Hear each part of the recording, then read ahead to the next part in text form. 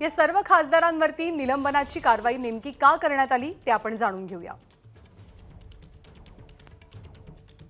घुसखोरी प्रकरणी गृहमंत्र्यांच्या निवेदनावरती विरोधक ठाम आहेत। पंतप्रधान किंवा गृहमंत्र्यांनी निवेदन द्यावं अशी विरोधकांची मागणी आहे। घुसखोरी प्रकरणी चर्चेची मागणी केल्यामुळेच हे निलंबन झाल्याचा दावा विरोधकांकडून केला जातोय।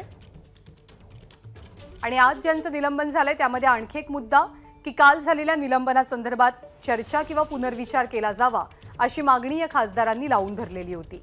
जवळपास 132 खासदार गेल्या 2 दिवसात निलंबित झालेले आहेत। 13 डिसेंबरला संसदेमध्ये घुसखोरी झाली होती आणि संसदेच्या याच घुसखोरी संदर्भात सरकारकडून स्पष्टीकरण दिलं जावं अशी भूमिका त्या दिवसानंतर विरोधकांनी लावून धरली आहे। एबीपी माझा, उघडा डोळे बघा नीट।